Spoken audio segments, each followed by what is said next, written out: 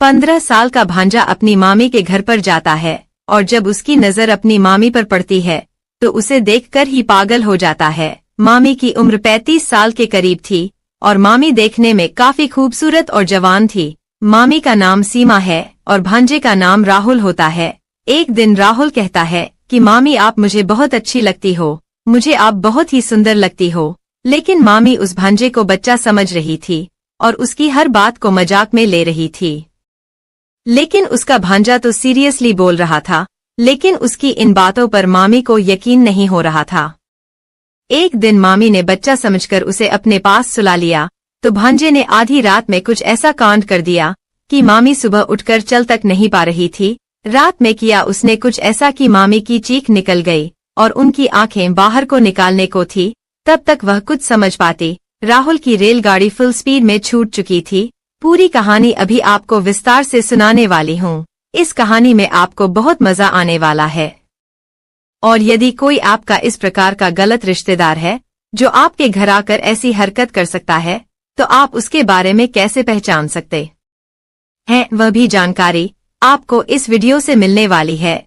इसलिए वीडियो में अंत तक बने रहना। यदि चैनल को अभी तक सब्सक्राइब नहीं किया तो सब्सक्राइब कर लीजिए। वीडियो को एक लाइक करके कमेंट में भी अपना नाम लिख दीजिए। यह सच्ची घटना झारखंड के ऊंचा गांव की है। वहां पर एक छोटा सा कुशल परिवार रहता था। इस परिवार में माता पिता और एक छोटा सा बच्चा रहता था। इस बच्चे का नाम राहुल था। राहुल अभी 15 वर्ष का था और वह अपने घर पर ही रहता था और अपनी पढ़ाई किया करता था। जिस विद्यालय में पढ़ता था वह सिर्फ 7वीं कक्षा तक था और अब वह सोच रहा था कि आगे की पढ़ाई कहाँ करें। राहुल पढ़ने में भी बहुत अच्छा था, हमेशा अपने क्लास में अव्वल आया करता था। उसके मामा का घर पड़ोस के गांव में ही था। तभी उसकी माँ कहती है कि राहुल अपने मामा के घर चला जा और वहाँ के स्कूल में एडमिशन करवा ले और वहाँ रहकर वहीं पर ही अपनी पढ़ाई पूरी कर ले। वहाँ से स्कूल नजदीक ही है और पैदल भी तू जा सकता है। उसके बाद राहुल की माँ उसे उसके मामा के घर छोड़ आती है और अपनी भाभी से कहती है कि भाभी मेरे बेटे राहुल का अच्छे से ख्याल रखना और इसकी देखभाल अच्छे से करना और खाना पीना आदि भी टाइम से देती रहना। दिन में यह स्कूल चला जाया करेगा और छुट्टी होने पर ही घर पर आया करेगा। पढ़ने में काफी तेज है तो मैंने सोचा कि इसको आपके यहाँ छोड़ दूं और यह पढ़ लिख कर कुछ बनना भी चाहता है। इतना कहकर उसकी माँ वहाँ से चली जाती है। और यह जो राहुल था यह बड़ा ही मजाकिया किस्म का लड़का था। यह अपनी बातों से लोगों को थोड़ा बहुत हंसा दिया करता था। फिर यह अपनी मामी से बोला, मामी मैं आपके पास आ गया हूँ और आप मुझे बहुत अच्छी लगती हो और आप मुझे बहुत ज्यादा ही खूबसूरत लगती हो। लेकिन मामी उसकी बातों को मजाक में लेने लगती है। अब राहुल वहाँ पर रहने लगता है। राहुल के जो माँ थे उनका नाम राजेश था। राजेश अपने घर से शहर जाकर मेहनत मजदूरी का काम किया करता था। वह ईंट के भट्टे पर दिहाड़ी मजदूरी का काम किया करता था और राहुल की मामी सीमा वह घर पर ही रहा करती थी। राहुल की मामी सीमा देखने में बहुत ही खूबसूरत थी और उनका कोई बच्चा भी नहीं था। एक दिन राहुल बैठा हुआ पढ़ाई कर रहा था। तभी एकदम से उसके मन में मामी के लिए कुछ आ जाता है और फिर अपनी मामी को अपने पास बुला लेता है। और उसकी मामी जब उसके पास आ जाती है तो वह अपनी मामी से कहता है कि मामी आपको आज तक बच्चा क्यों नहीं हुआ। और वह बोला मेरा कोई भाई या बहन अब तक क्यों नहीं आया, आप ऐसा क्या करती हैं मामा के साथ जो आपके बच्चे नहीं है। फिर उसने कहा मामी मैं आपको बच्चा दे दूंगा। उसकी बात सुनकर उसकी मामी हंसने लगती है और वहाँ से चली जाती है। अब मामी का काम था रोजाना उसका टिफिन बनाना और उसको स्कूल तक छोड़ कर आना। क्योंकि मामी राहुल को बहुत ही ज्यादा मानती थी। इसके पीछे यह कारण यह भी था कि उनका अपना कोई बच्चा नहीं था। वह रोजाना राहुल को स्कूल छोड़ने जाती थी। स्कूल लगभग 1 किलोमीटर दूर था, फिर भी वह पैदल उसे छोड़कर आती थी और फिर छुट्टी के टाइम उसे लेने भी जाती थी। उनका जो पति था वह सुबह काम पर निकल जाता था और शाम को ही घर पर आता था।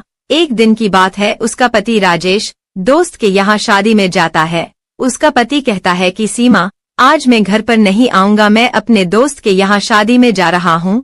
तुम और राहुल अच्छे से घर पर रहना और खाना खाकर सो जाना। हो सकता है मुझे टाइम लगे, मैं शायद 2 दिन के बाद आऊं क्योंकि मेरे दोस्त के यहाँ आज हल्दी है और कल शादी है। बारात आने पर ही मुझे घर वापस आने को मिलेगा। तुम लोग घर पर अच्छे से रहना और खाना पीना समय से खाते रहना। इतना कहकर राजेश घर से निकल गया। जब उसका पति घर पर नहीं होता है तो सीमा अपने भांजे राहुल से कहती है कि राहुल, आज तुम अकेले मत सोना, आज तुम मेरे पास सो जाना, नहीं तो तुम डर जाओगे। तुम्हारे मामा आज घर पर नहीं आएंगे, वह एक शादी में गए हुए हैं।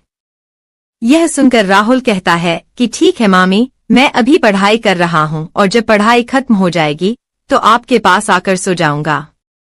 उसके कुछ देर बाद तक राहुल पढ़ाई लिखाई करता है। उसके बाद मामी के पास सोने के लिए पहुंच जाता है और अंदर से दरवाजा लगा देता है, क्योंकि मामी पहले से ही उस कमरे में सो रही थी और मामी का जो आंचल था वह उनके ऊपर से हटा हुआ था और थोड़ा थोड़ा मामी का बदन दिख रहा था। जब राहुल मामी को इस स्थिति में सोते हुए देखता है तो उसके मन में कुछ गलत विचार आ जाते हैं।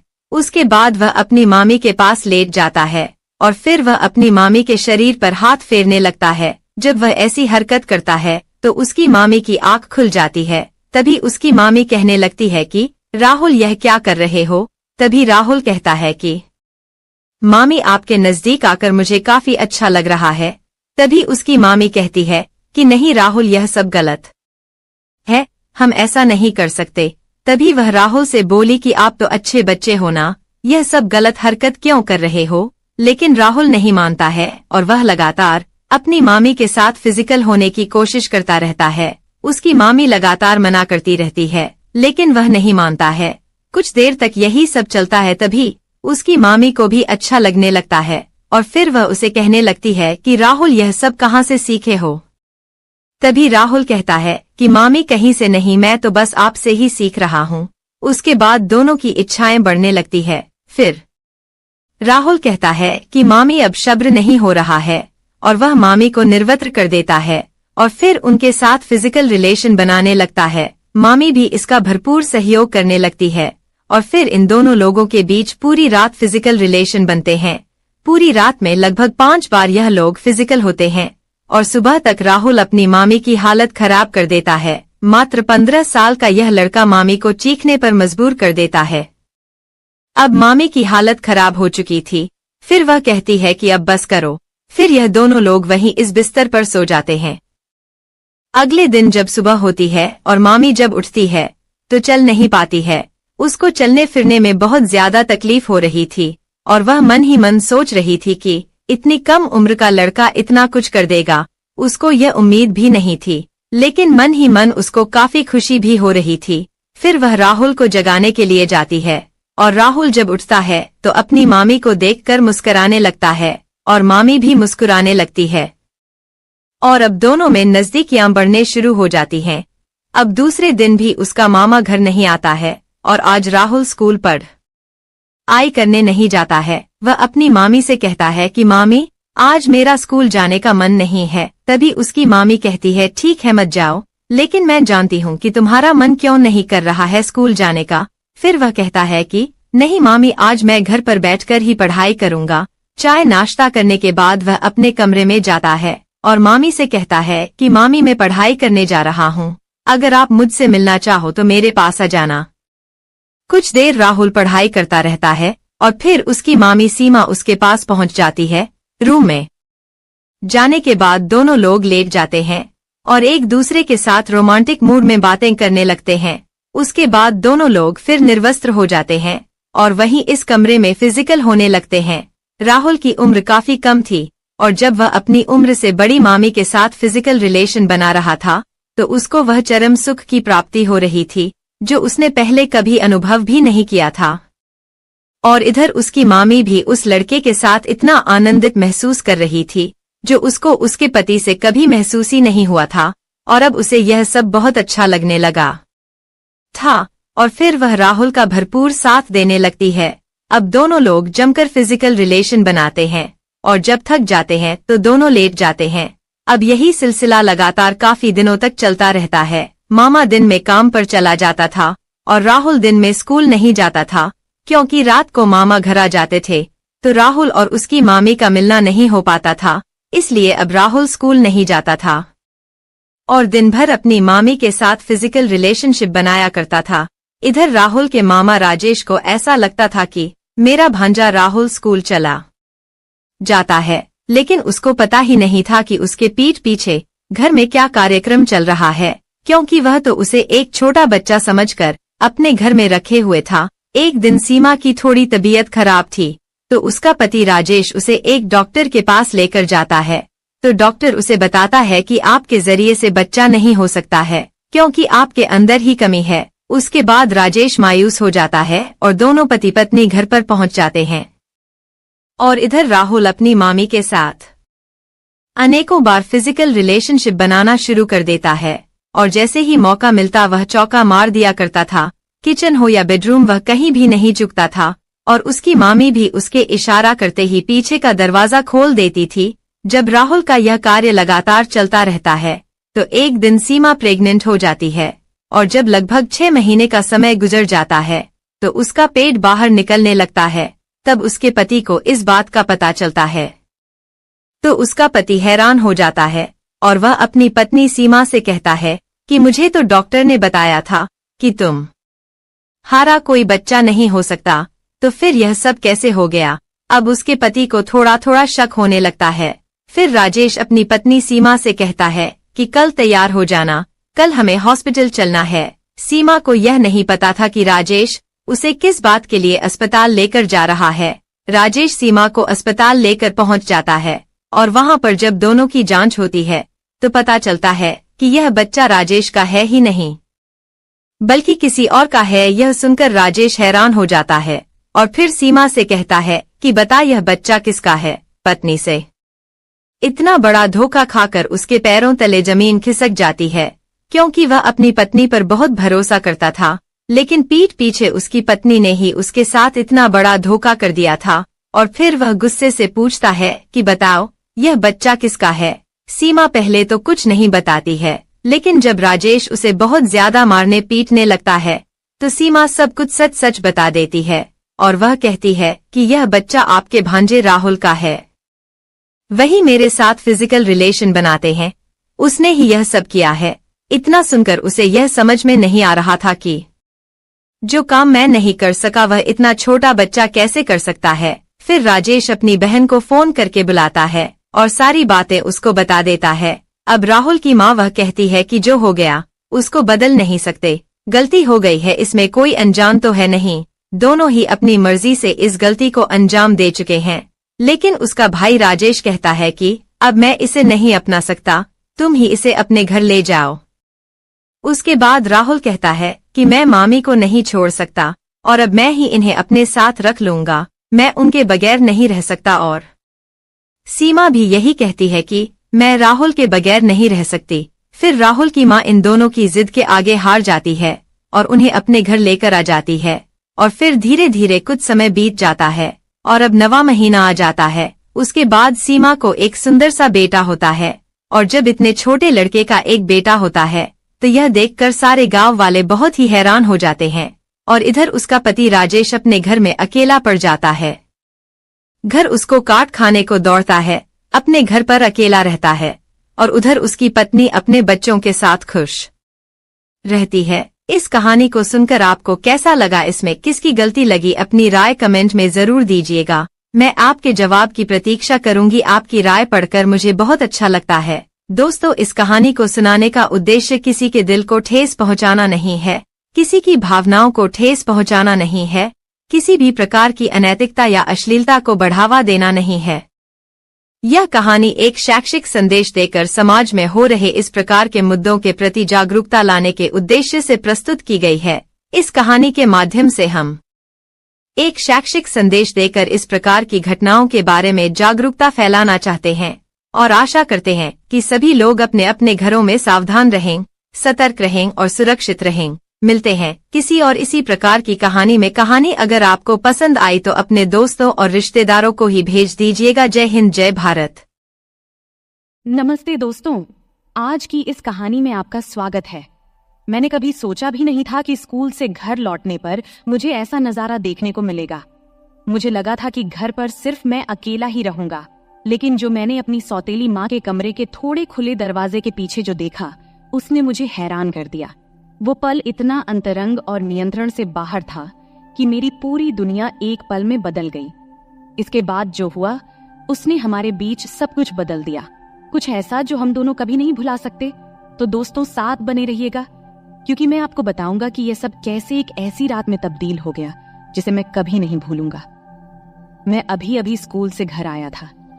दिन भर की थकान मुझे ऐसे महसूस हो रही थी जैसे मेरा भारी बैग मेरे कंधों पर लदा हो। घर में अजीब सी खामोशी थी, बस फ्रिज की हल्की सी आवाज गूंज रही थी। देर दोपहर की सुनहरी धूप फर्श पर लंबी किरणें बिखेर रही थी और सब कुछ शांत सुकून भरा लग रहा था। ऐसा लग रहा था कि जैसे मैं बिल्कुल अकेला हूं। फिर मैंने अपना बैग सोफे पर फेंक दिया, ये सोचते हुए कि पहले कुछ खाऊंगा और फिर थोड़ी देर आराम करूंगा, इससे पहले कि कोई और घर आता।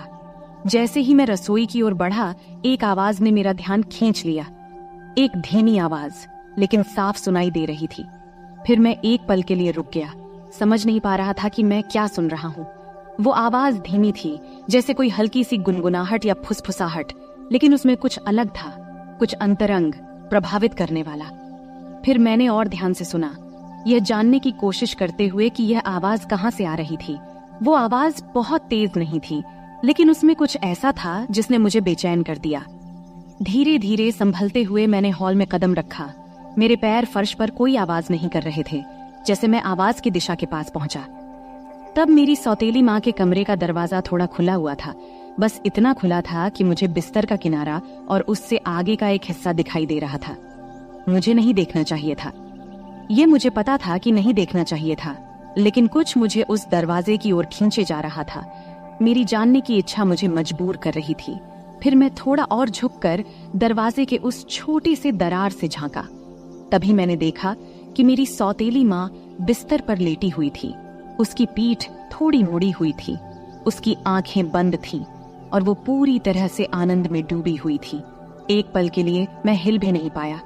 मैं वहीं खड़ा रहा, मेरी सांसें रुक सी गईं, जैसे मैं जो देख रहा था उसे समझने की कोशिश कर रहा था। वो खुद को छू रही थी, उसकी उंगलियां धीरे धीरे और बिना रुके एक लय से हिल रही थीं और उसकी धीमी धीमी कराहें उसके होंठों से निकल रही थीं। यह दृश्य मेरे भीतर के गहराई तक उतर गया, कुछ ऐसा जो मैंने पहले कभी महसूस नहीं किया था। अब अचानक से देख मेरी धड़कन तेज हो गई। मेरा दिल जोर जोर से धड़कने लगा और मेरे शरीर में गर्मी की एक लहर दौड़ गई। मुझे वहां से चले जाना चाहिए था, चुपचाप पीछे हट जाना चाहिए था और ऐसा दिखावा करना चाहिए था कि मैंने कुछ नहीं देखा। लेकिन मैं हिल भी नहीं पा रहा था। मैं वहीं खड़ा रहा, मेरी आंखें उस पर जमी हुई थी। उसकी हर छोटी सी हरकत मेरे भीतर हलचल मचा रही थी। वो बेहद खूबसूरत लग रही थी। उस पल में उसकी हरकतें इतनी सहज, प्राकृतिक और खूबसूरत लग रही थीं। थोड़ी देर बाद मैंने सोचा, अब मुझे हट जाना चाहिए। तब जैसे ही मैं पीछे हटने वाला था, उसने अपनी आंखें खोल दी। एक पल के लिए मुझे लगा कि मैं पकड़ा गया हूँ, लेकिन उसने कोई प्रतिक्रिया नहीं दी। उसने बस मुझे देखा। उसकी नजरें नरम थीं, जैसे बुलावा दे रही हूँ। उसमें न कोई गुस्सा था और न कोई हैरानी, बस एक धीमी सी मुस्कान जो मुझे और भी बेचैन कर रही थी। फिर उसने धीरे से कहा, अंदर आओ। उसकी आवाज धीमी और गर्म थी और एक पल के लिए मुझे लगा कि मैंने इसे सुना ही नहीं। लेकिन जब मैं हिला नहीं तो उसने फिर से मुस्कुराते हुए थोड़ी जोर से कहा, अंदर आओ। उस वक्त मेरे पैर खुद ब खुद हिलने लगे, मुझे कमरे में लेकर जा रहे थे। हर कदम के साथ मेरा दिल तेजी से धड़क रहा था। एक अजीब सी डर और उत्साह की भावना मेरे अंदर घूम रही थी। और जब मैं आखिरकार बिस्तर के पास पहुंचा, उसे नीचे से देखा, तो मैंने अपने बीच की उस खिंचाव को महसूस किया जैसे हवा में कुछ भारी हो। तब भी वो कुछ नहीं बोली, बस अपनी गहरी तीखी नजरों से मुझे देखती रही, जैसे मुझे पूरी तरह से पढ़ रही हो। तभी मैंने कुछ बोलने की कोशिश की, लेकिन कुछ बोल नहीं पाया। अपने आवाज को तब मैं निगल सा गया। मेरा मुंह सूख रहा था और मेरे विचार बेकाबू होने लगे थे, लेकिन उसे कोई फर्क नहीं पड़ा। उसने बस धीरे से मेरा हाथ पकड़ा। उसकी छुअन एकदम नरम और कोमल थी, पर उसमें एक दृढ़ता थी। फिर जैसे ही उसने मुझे और करीब खींचा, अब मेरा दिल तेजी से धड़कने लगा था और मेरे पेट में एक अजीब सा तनाव महसूस हो रहा था, जैसे कोई गांठ बंध रही हो। लेकिन इसके साथ ही कुछ और भी था, कुछ ऐसा जो उत्तेजना जैसा लग रहा था, उम्मीद भरा।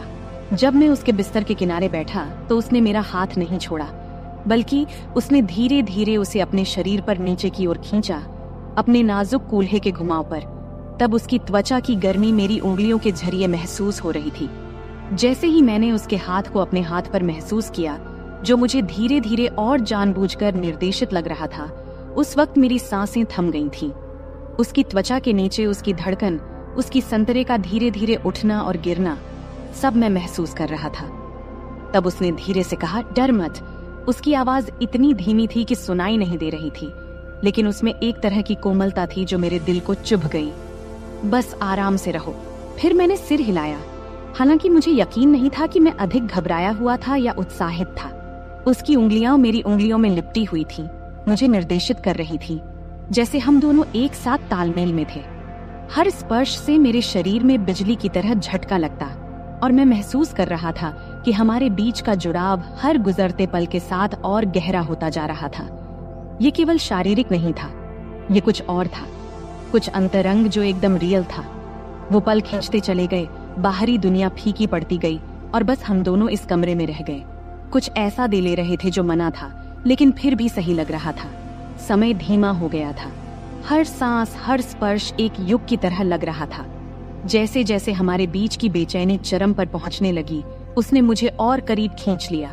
उसका शरीर मेरे शरीर से सट गया। तब मैं उसकी त्वचा की गर्मी, उसकी सांसों की गर्मी अपने गले पर महसूस कर रहा था। उसके होंठ हल्के से मेरे कान के पास से गुजरे और उसने फिर से धीरे से फुसफुसाया। उसकी आवाज नरम और हल्की थी। यहीं रहो, उसने धीरे से कहा।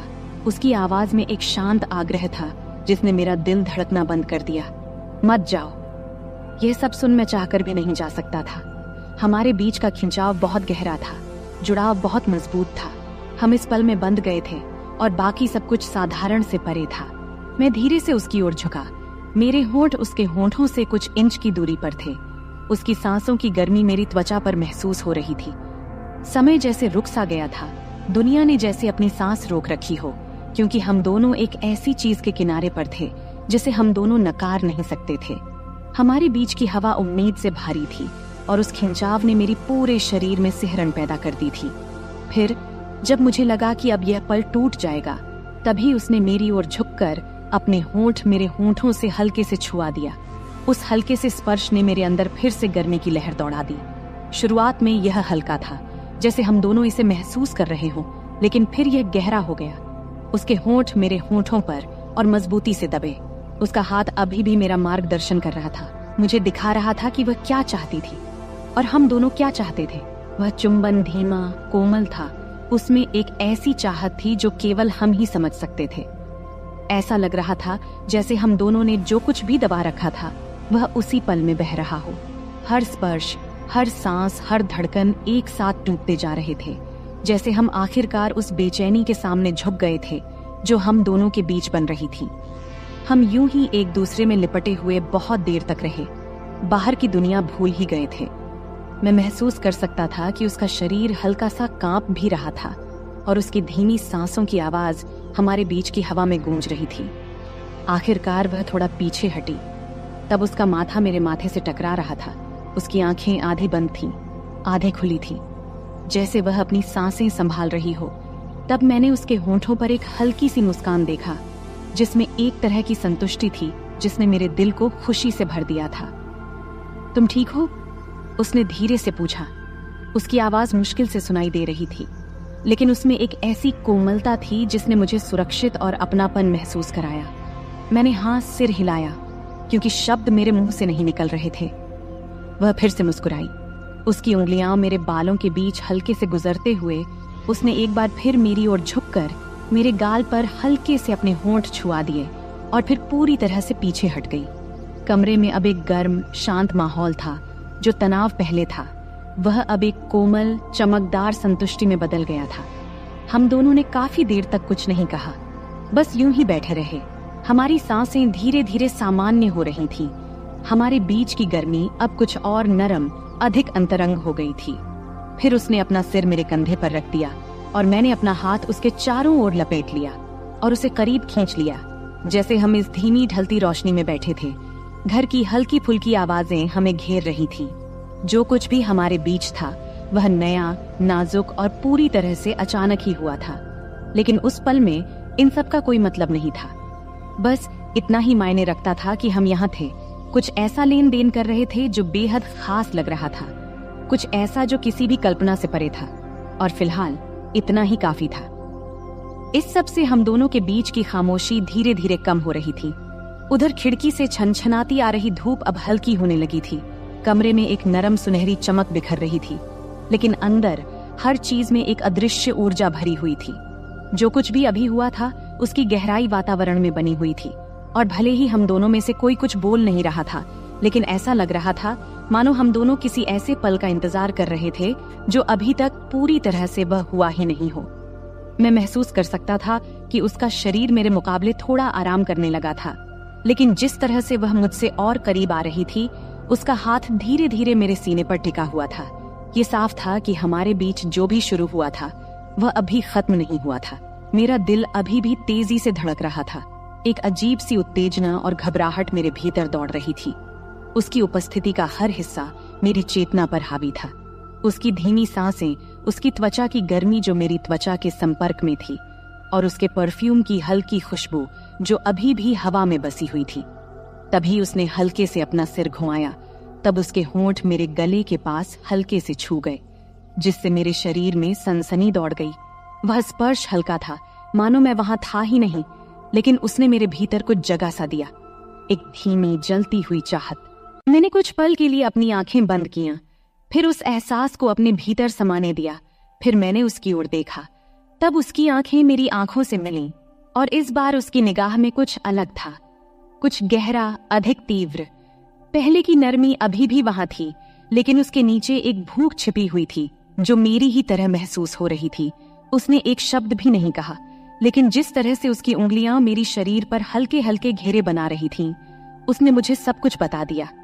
फिर मैंने आगे बढ़कर उसके होंठों को फिर से छुआ, लेकिन इस बार कोई हिचकिचाहट नहीं थी, कोई सीमाओं को परखने की कोशिश नहीं थी।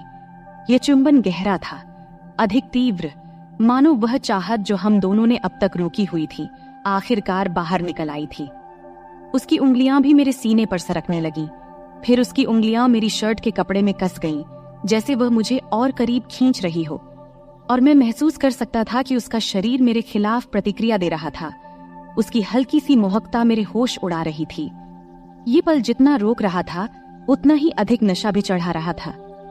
यह बात अलग थी कि वह मेरी सौतेली माँ थी, लेकिन जो हमेशा मेरी पहुंच से बाहर थी, अब वही हमारे बीच के संबंध को और भी खतरनाक बना रही थी, और मैं भी खुद को उसको चाहने से रोक नहीं पा रहा था। जब उसके हाथ मेरे गले के पीछे सरक गए, तब वह मुझे और नीचे खींचते हुए, जब वह बिस्तर पर अपनी स्थिति बदल रही थी, तब उसका शरीर तकियों पर आराम से लेट गया और वह मुझे अपनी ओर खींच रही थी। मैं उस खिंचाव का पीछा करता रहा, जो अब बहुत मजबूत हो चुका था, और जल्द ही मैं उसके ऊपर खुद को झुका हुआ पाया। अपने हाथों से खुद को संभालते हुए उसे देखता रहा। मेरी सांसें हल्की और तेज हो रही थीं। उसकी ऑरेंज भी तेजी से ऊपर नीचे हो रही थीं, लेकिन उसकी आंखें मेरी आंखों में ही टिकी हुई थीं, और उस पल में हमारे बीच की गर्माहट को महसूस किया जा सकता था। फिर उसने अपना हाथ ऊपर उठाया, हल्के से मेरे बॉडी की रेखा को छुआ, फिर उसने मुझे नीचे खींचा। तब हमारे होंठ एक और गर्मजोशी भरे चुंबन से मिल गए। इस बार उसके हाथ आजाद घूम रहे थे, मेरी पीठ, मेरे कंधे, हर जगह का पता लगाते हुए मुझे और करीब खींच रहे थे, जब तक कि हमारे बीच अब कोई दूरी नहीं बची थी। उसके शरीर की गर्मी मुझे जला रही थी, और मैं उसके दिल की धड़कन महसूस कर सकता था, जो मेरी ही तरह तेजी से धड़क रही थी, जो मेरे लिए धड़क रही थी। तब मैंने अपना हाथ उसकी कमर पर नीचे की ओर सरकाया, उसकी त्वचा की नरमाहट को अपनी उंगलियों के नीचे महसूस किया, और जब मैंने उसकी शर्ट के किनारे पर पहुंचकर थोड़ी देर के लिए रुका, यह सोचकर कि कहीं मैं कोई सीमा पार तो नहीं कर रहा हूं, लेकिन उसने खुद को तब भी नहीं रोका, बल्कि उसने हल्का सा अपनी पीठ को मोड़ा, स्पर्श को और उत्साहित करते हुए। उसका शरीर मेरे शरीर की ओर प्रतिक्रिया दे रहा था, जिससे उसका कोई संदेह नहीं रहा था कि वह क्या चाहती थी। जब मेरी उंगलियां कपड़े के नीचे सरक गईं, और जब मैंने उसकी त्वचा की गर्माहट पर हाथ रखा, तो मैंने उसकी हल्की सी आहट सुनी, एक आवाज जिसने मेरे भीतर एक नई गर्माहट भर दी। तब उसके हाथ मेरे बालों में उलझ गए, मुझे और करीब खींचते हुए उसने चुंबन को और गहरा किया। उसके होंठ थोड़े खुले थे, मुझे अंदर बुलाने के लिए। उसकी स्वाद मादक थी, और मैं उसके शरीर में बसी हुई तानव को देख सकता था। जिस तरह से वह मेरे नीचे हिल रही थी, उसके हर स्पर्श में एक ऐसी तीव्रता थी कि अब और कुछ सोचना असंभव हो गया था। हम अब एक दूसरे में पूरी तरह खो चुके थे। हमारे बीच की हर दीवार गिर रही थी, जैसे हम उस चाहत को पूरा कर रहे थे जो आग इतने समय से सतह के नीचे सुलग रही थी। अब वापसी का कोई रास्ता नहीं था। इस एहसास का भार वातावरण में था, लेकिन हम में से किसी ने इसकी परवाह नहीं किया। केवल यह पल, ये जुड़ाव और ये अटूट खिंचाव जो हमें एक दूसरे की ओर खींच रहा था, यही अब मायने रखता था। उसके हाथ हर जगह थे, मेरे कंधों, बाजुओं और सीने की रेखाओं को महसूस कर रहे थे, मानो वह मुझसे भर नहीं पा रही थी। और मैं भी वैसा ही महसूस कर रहा था। जितना मैं उसे छूता, उतना ही मैं उसे और चाहता, और इस सब की तीव्रता लगभग असहनीय हो रही थी। ऐसा लग रहा था जैसे हम बहुत समय से खुद को रोक रहे थे, और अब जब दरवाजे खुल गए थे तो हमें बहा ले जाने वाली इस बाढ़ को रोकने का कोई तरीका नहीं था। उसने मेरे होंठों पर हल्की सी आह भरी, उसकी उंगलियां मेरे बालों में कस गईं और उसने अपना शरीर मेरे खिलाफ दबाया। और फिर उसकी उस आहट से मेरे भीतर एक नई चाहत की लहर दौड़ गई। मैं भी उससे भर नहीं पा रहा था। उसकी महक, उसका स्वाद और उसके शरीर का एहसास मेरे नीचे था। मेरे शरीर का हर हिस्सा जल रहा था, और मैं जानता था कि अब कोई वापसी नहीं थी। अब इस पल के बाद तो बिल्कुल नहीं। फिर मैंने पल भर के लिए खुद को पीछे खींचा, उसकी आंखों में देखा, जैसे मुझे यह सुनिश्चित करना था कि वह अभी भी मेरे साथ है या नहीं। तब मैंने उसकी आंखों में देखा, वह मुझे उतना ही चाहती है जितना कि मैं चाहता था। लेकिन उसकी आंखों में जो दिखा, उसने मुझे सब कुछ बता दिया। वहां कोई झिझक नहीं थी, कोई दूसरा विचार नहीं था। बस वही जलती हुई भूख जो शुरुआत से ही थी, मुझे आगे बढ़ने के लिए प्रेरित कर रही थी। बिना कुछ कहे उसने फिर से मेरा हाथ थामा। उसकी उंगलियां मेरी शर्ट के सामने कस गईं। फिर मुझे अपने पास खींच लिया। उसकी हल्की सी जल्दबाजी, और जब हमारे होंठ फिर से मिले तो मैंने खुद को पूरी तरह से इस पल में खो दिया। हर संदेह, हर डर को छोड़ते हुए और उस चाहत को पूरा करते हुए जो हमारे बीच तब से बन रही थी जब से मैं उस कमरे में आया था। हमारे बीच की तनातनी बिजली की तरह थी। हर स्पर्श, हर चुंबन हमें उस सीमा के और करीब धकेल रहे थे। उसका शरीर मेरे नीचे हिल रहा था, उसके हाथ मेरी त्वचा पर घूम रहे थे जैसे वह मुझसे भर नहीं पा रही थी, और उसकी सांसों की आवाज कमरे में गूंज रही थी, मुझे और भी ज्यादा पागल कर रही थी।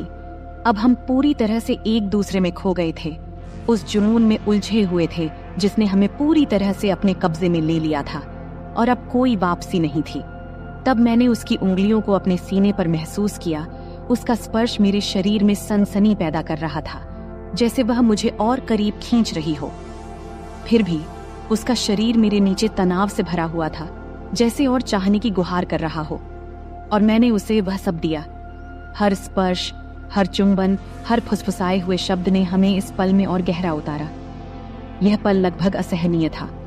हमारे बीच की तनातनी एक चरम पर पहुंच गई थी, मानो हम किसी गहरे और अधिक तीव्रता की ओर बढ़ रहे हों। लेकिन हम अभी जाने के लिए तैयार नहीं थे। हम वहीं रुके रहे, उस किनारे पर, हर स्पर्श, हर चुंबन का आनंद लेते हुए, जबकि हमारे बीच की गर्मी बढ़ती जा रही थी।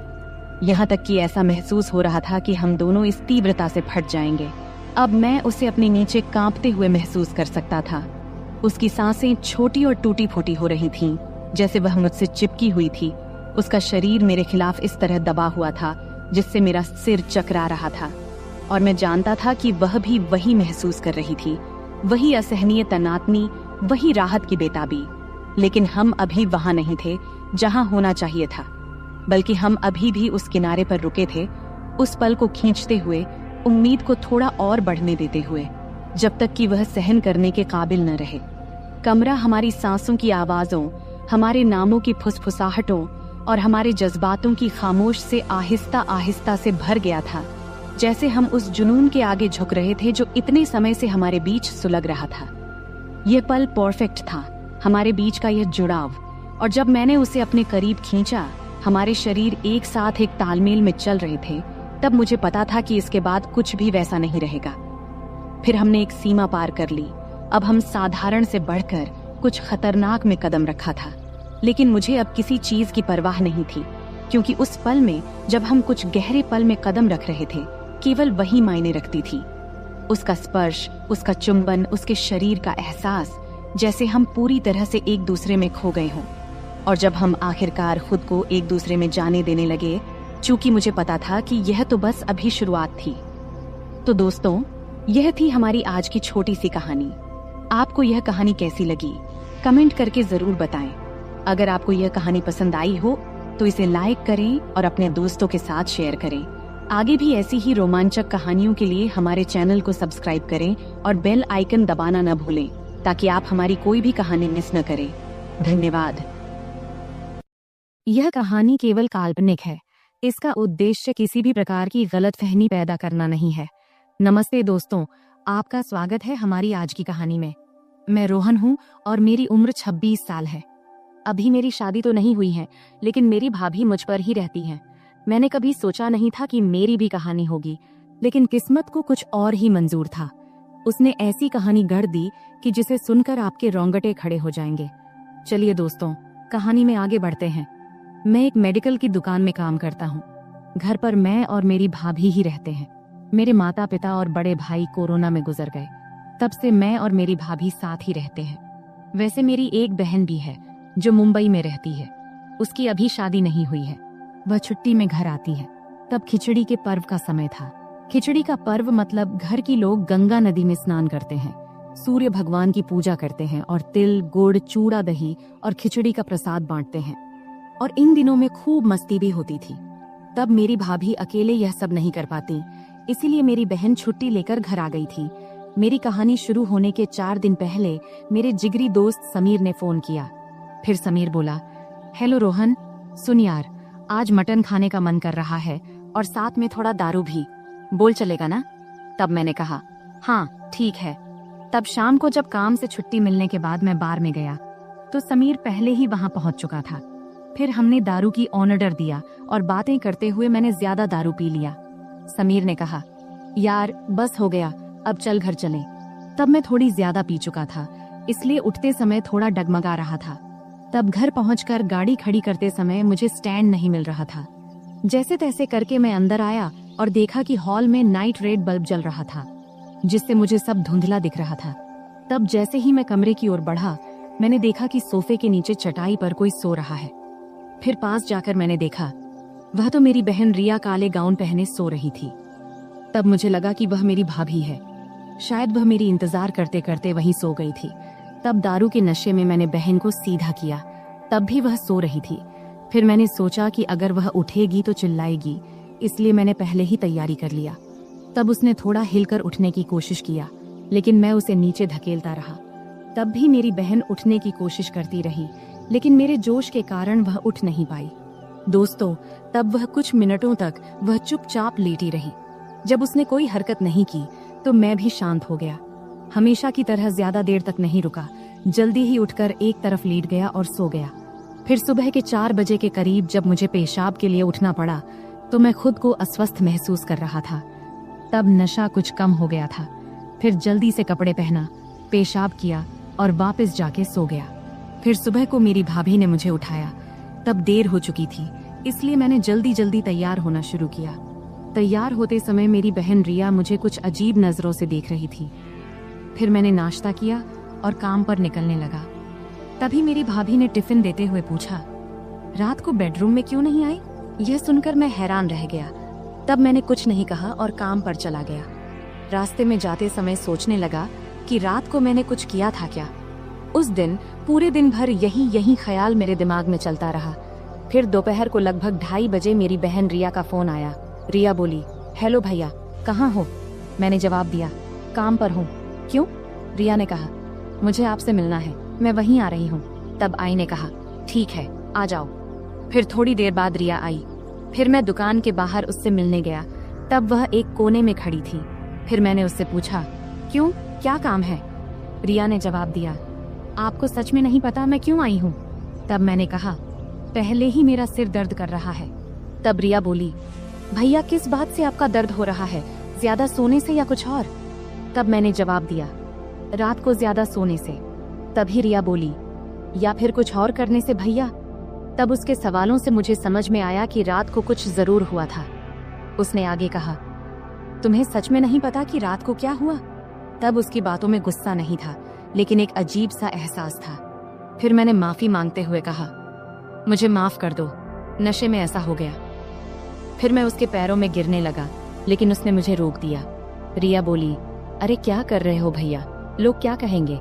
मैंने कहा, क्या करूं, मुझसे गलती हो गई। इस पर रिया बोली, रात को जो हुआ वह अब हो चुका है। पहले तो मुझे बहुत बुरा लगा, लेकिन फिर मैंने सोचा मैं भी एक औरत हूँ, मुझे भी वो सब चाहिए। इस पर तुरंत ही मैंने कहा, तुम्हारा क्या मतलब? रिया बोली, देखो भैया, मैं साफ साफ कह रही हूँ, रात को तुम मुझसे नजदीक आए, अब तुम्हें ही मुझे पूरा करना होगा। अब मैंने तुम्हारी भलाई के लिए दवाई भी ली है। मैंने कहा, लेकिन तुम मेरी बहन हो, ऐसा कैसे हो सकता है? रिया बोली, मैंने कई कहानियां पढ़ी हैं जिसमें भाई बहन का ऐसा रिश्ता होता है। मैं तुम्हें रोक नहीं रही हूँ, लेकिन अगर तुम मना करोगे तो मैं बाहर ही चली जाऊंगी। ये सुनकर मैंने कहा, ठीक है, लेकिन घर पर भाभी के रहते ये सब कैसे होगा? रिया बोली, मैंने उसे मायके जाने के लिए तैयार कर लिया है। रात को वह तुमसे पूछेगी तो तुम उसे जाने देना, फिर हम बात करेंगे। इस तरह मेरी भाभी अपने मायके चली गई और मैं सोचता रहा कि अब क्या करूं हमारे रिश्ते में। तब मैंने मोबाइल में बहन के कुछ फोटो देखने लगा। उसमें मुझे सब कुछ दिखा, लेकिन एक दिक्कत थी कि खिचड़ी के 14 दिनों में कैसे और क्या करेंगे। फिर मैंने गूगल पर सर्च किया। वहां मुझे पता चला कि अगर आपने उपवास रखा है तो कुछ नहीं करना चाहिए, लेकिन तब मेरे और बहन के उपवास नहीं थे। इससे हमारा रास्ता साफ हो गया। फिर जब रात को काम से लौटकर घर आया, फिर खाना खाते वक्त बहन ने बात छेड़ दी।